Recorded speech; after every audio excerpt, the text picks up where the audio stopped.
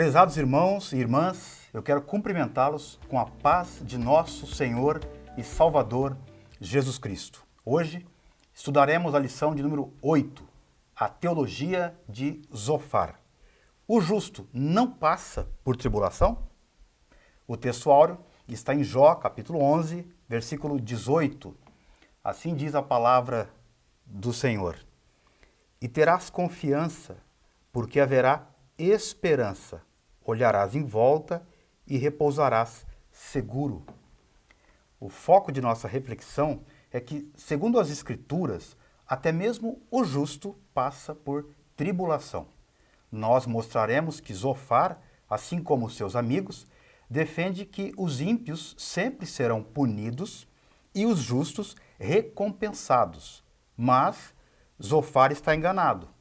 Além disso, a conversão defendida por ele era de natureza legalista.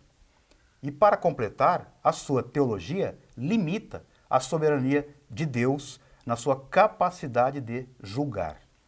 Os textos sobre os quais está fundamentada a aula de hoje são Jó, capítulo 11, versos 1 a 10, e Jó, capítulo 20, também versos 1 a 10. Leia esses textos com atenção e prossiga na compreensão da vontade de Deus, ok? Estamos de volta para mais uma aula sobre o livro de Jó. O nosso foco recai sobre o discurso do terceiro amigo de Jó, Zofar. Dos três, ele parece ser o mais impiedoso. Certo estudioso diz que os seus discursos são avinagrados, ou seja, a teologia de Zofar é azeda e amarga.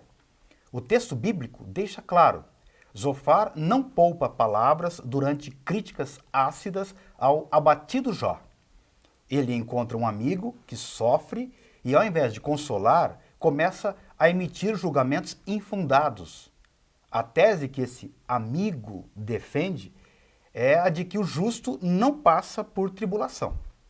Você já ouviu algo assim? O justo não passa por tribulação. Será que isso é verdade? Essa teologia ainda está muito presente em nosso país.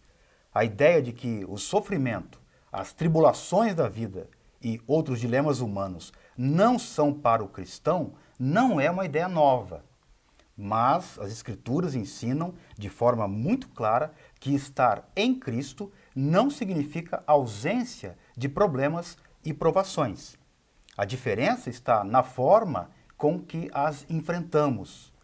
Nós passamos por problemas e provações, mas temos a firme convicção de que Cristo está presente. Ele é o Emanuel, o Deus conosco.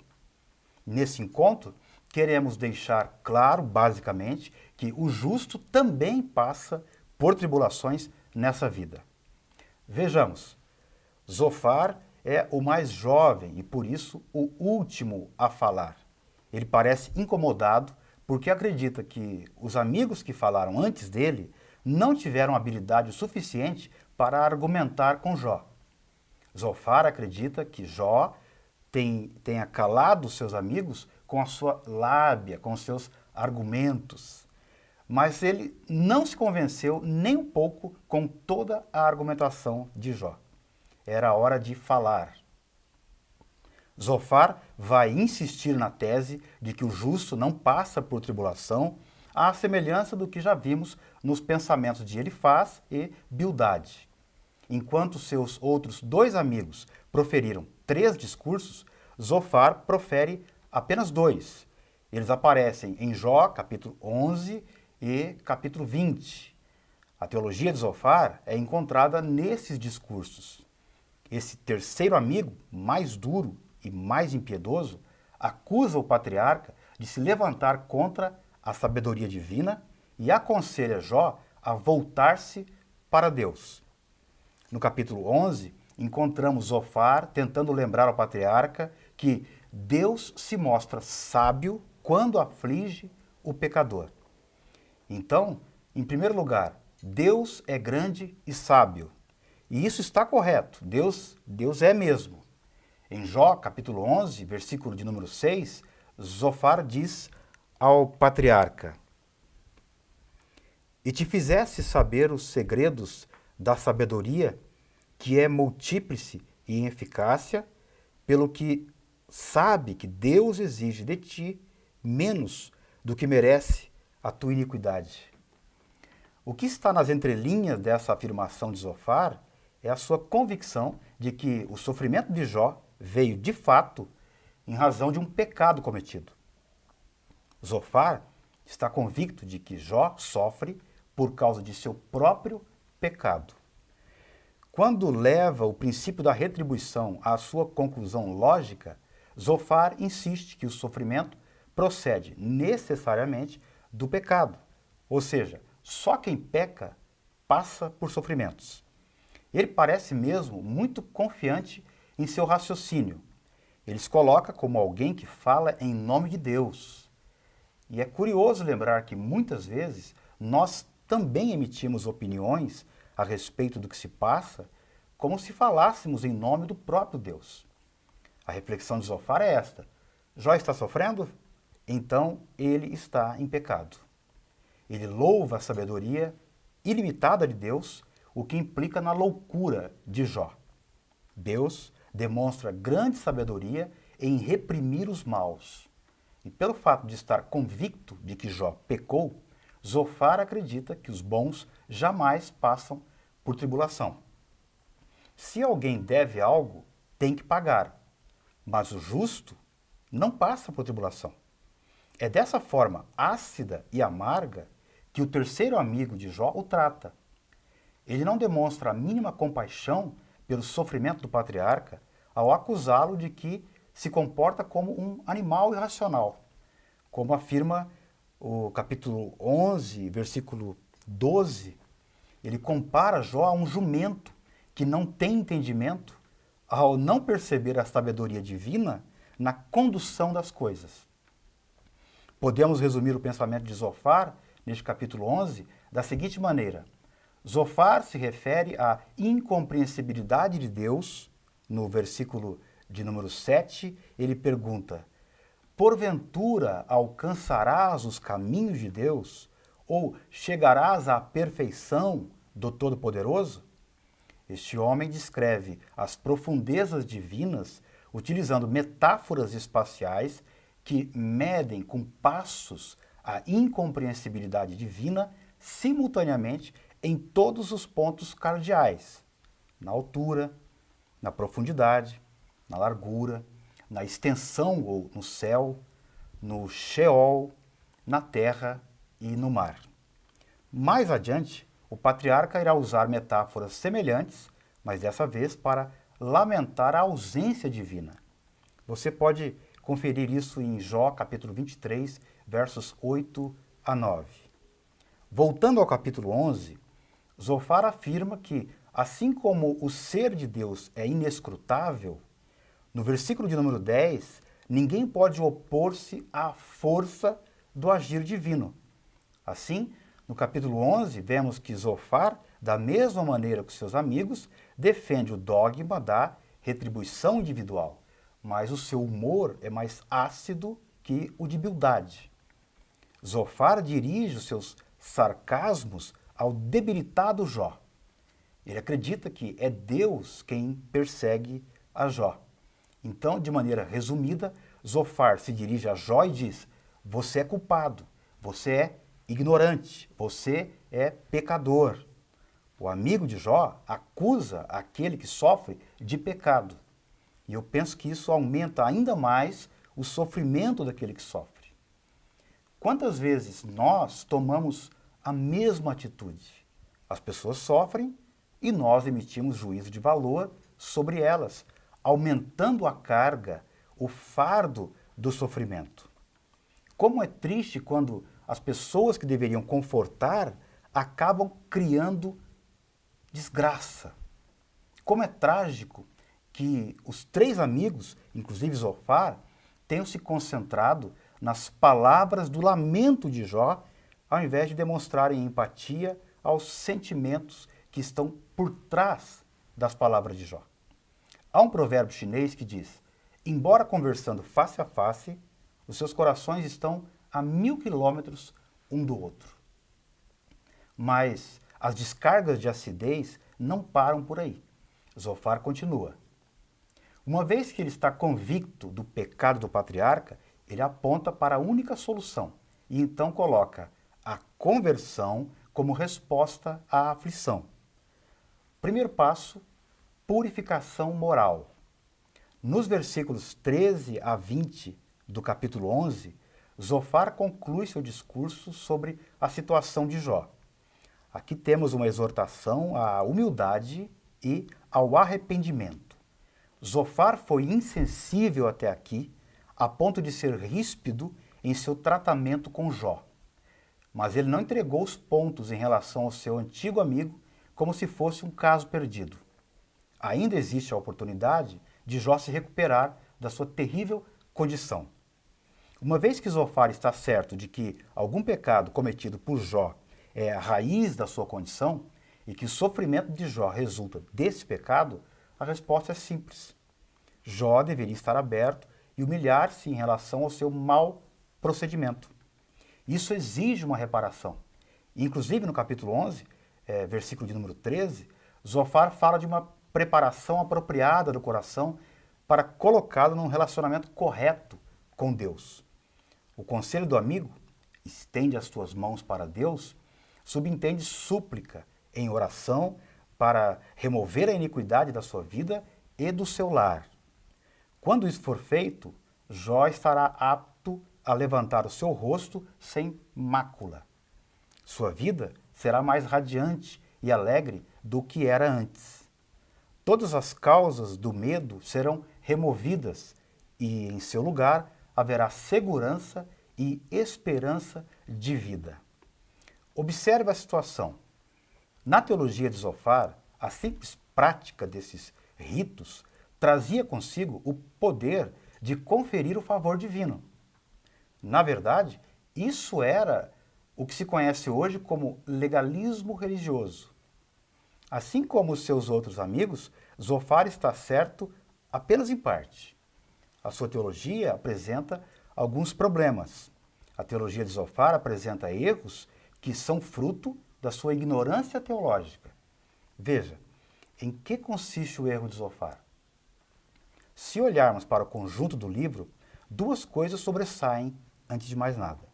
De um lado, Zofar também se engana quando pressupõe que Jó tenha pecado.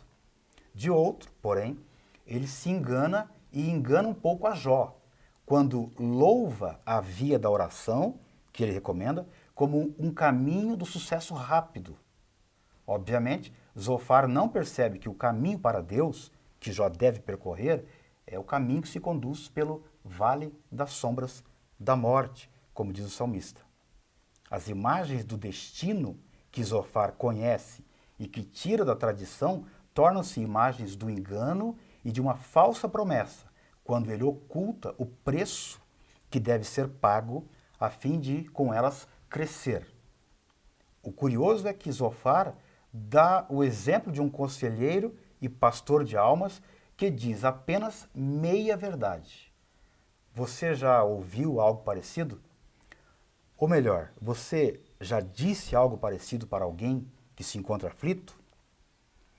Bem, mas a reflexão continua. É possível negociar com Deus?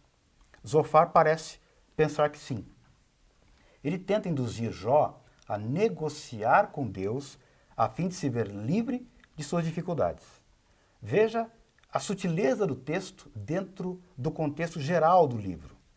Era exatamente isso que Satanás desejava que Jó fizesse, como vimos em Jó, capítulo 1, versículo de número 9. O diabo acusou Jó de ter uma fé interesseira, com base nas promessas de prosperidade em troca de sua obediência. Se Jó tivesse seguido o conselho de Zofar, teria feito exatamente o que o adversário queria. Prosseguindo a leitura do texto bíblico, veremos que diante das insistentes acusações dos amigos e do silêncio de Deus, Jó dá sinais de desânimo nos capítulos 12 a 13. Ele manifesta de vez toda a condição humana. O justo sofre. O Senhor ensinou isso durante seu ministério terreno, no mundo tereis aflições. O Cristo dirige essas palavras ao círculo mais íntimo dos seus discípulos. Se Jó seguisse o conselho de Zofar, estaria assinando um termo de confissão. Jó estaria assumindo algo que não havia feito. Ele sabia de sua integridade e, por isso, não se sujeita a esse capricho do amigo. Isso lança um dilema angustiante. No capítulo 14, ele demonstra que a sua esperança está desvanecendo, comparando-se a uma flor que é cortada, uma sombra que desaparece e um empregado que trabalha, mas que logo é dispensado. Qual o sentido da vida nessas circunstâncias? Será que existe esperança? Jó parece estar desiludido. Até mesmo uma árvore, quando tem o seu tronco cortado, volta a ter brotos novamente. Mas isso não acontecia com o homem. Nesse aspecto, o homem se assemelhava mais à água que evapora ou que se infiltra na terra. Diante desse quadro, em Jó capítulo 14, versículo 14, o patriarca se pergunta: morrendo o homem, porventura tornará a viver? Era a pergunta de um homem crente e piedoso, mas que estava angustiado, que não tem medo de expressar a sua verdadeira condição humana. Em síntese, esse bloco de nosso estudo mostra que Zofar tenta uma espécie de purificação moral de Jó, conclamando o patriarca ao arrependimento ritualístico. Agora vamos dar um salto ao capítulo 20 para olharmos de perto mais um discurso de Zofar. Agora o amigo de Jó vai argumentar que Deus julga e castiga os pecadores. Zofar começa falando do castigo dos maus. No seu discurso, que é o segundo, em Jó capítulo 20, versos 1 a 29, Zofar faz uma incisiva defesa da lei da retribuição, do dogma do nexo causa-efeito. Não há dúvidas de que a lei de causa e efeito está embutida nas suas palavras. Segundo a teologia que defende, os ímpios são sempre punidos. Parece que em nenhuma outra parte do livro de Jó haja uma defesa tão contundente da doutrina da retribuição. Podemos dividir a argumentação de Zofar, no capítulo 20, em 4 afirmações. Primeiro, nos versículos 1 a 9, Zofar defende que os ímpios são desventurados, que a sua alegria é breve e passageira. Depois, nos versículos 10 a 14, ele afirma que tanto o ímpio quanto a sua família são castigados. No trecho de 15 a 23, que Jó perderá tudo o que adquiriu e cairá em estado de miséria e penúria. Em quarto e último lugar, Zofar diz a Jó que tanto ele como a sua família morrerão de morte violenta e dessa forma serão destruídos. Observe o pensamento de Zofar em Jó, capítulo 20, versos 4 e 5. Porventura não sabes tu que desde a antiguidade, desde que o homem foi posto sobre a terra, o júbilo dos ímpios é breve e a alegria dos hipócritas apenas de um momento? Zofar é contundente na defesa dessa tese, mas é bom lembrar que esse também foi o argumento dos seus dois outros amigos, Elifaz e Bildade. Na literatura sapiencial, ou seja, nos livros de sabedoria da Bíblia, a doutrina da punição dos maus é um tema muito importante. Nesse tipo de literatura, os escritores usam o contraste entre sábios e nécios, riqueza e pobreza, maus e bons, de uma forma pedagógica na educação dos jovens. Portanto, o discurso de Zofar, embora não refletisse a realidade de Jó, não precisa ser desprezado no seu todo, porque também contém certos princípios que são verdadeiros. O que precisamos compreender é que isso não se trata de uma lei como a lei da gravidade, que se aplica a 100% dos casos. O sofrimento humano não se responde de forma simplória, aplicando-se uma única regra, ou, como já dissemos, num nexo de causa e efeito. Agora, depois da grande declaração de Jó no capítulo 19, o patriarca se vê diante de um paradoxo. O capítulo 21 traz a resposta de Jó ao argumento de Zofar. Agora Jó consegue alcançar um grau marcante de serenidade. Mesmo depois das conclusões azedas do discurso de Zofar, ele não reage com o mesmo tipo de tensão emocional que caracterizam seus discursos anteriores. Neste capítulo, Jó começa a pensar com mais clareza acerca das questões levantadas, em vez de gastar suas energias com explosões emocionais que descrevem o seu sofrimento e a sua frustração. No ciclo de discursos, a preocupação de Jó era com o fato de sentir que Deus havia se tornado seu inimigo. Em seguida, ele foi esmagado ao perceber que seus amigos o desertaram, a ponto de se colocarem contra ele. Mas, agora, o discurso de Zofar faz com que Jó assuma uma posição positiva em relação aos argumentos dos seus amigos. Ele contradiz esses argumentos com evidência prática. Ele constata que prosperidade e retidão não andavam invariavelmente juntas. O que também fica evidente pela observação da vida é que a maldade nem sempre é castigada. Todos nós aprendemos isso pela própria experiência de vida. Quando olhamos para a lei da retribuição aplicada somente nessa vida, constatamos que muitas pessoas injustas parecem desfrutar de uma vida próspera em saúde e em bens materiais. Por outro lado, pessoas das quais ninguém duvida de sua justiça padecem sofrimentos terríveis. Os apóstolos buscaram uma vida de obediência a Deus e exatamente por isso padeceram duras perseguições. Durante os primeiros séculos da igreja, os cristãos eram duramente perseguidos e mortos. O motivo? Uma vida consagrada a Deus e a seu reino.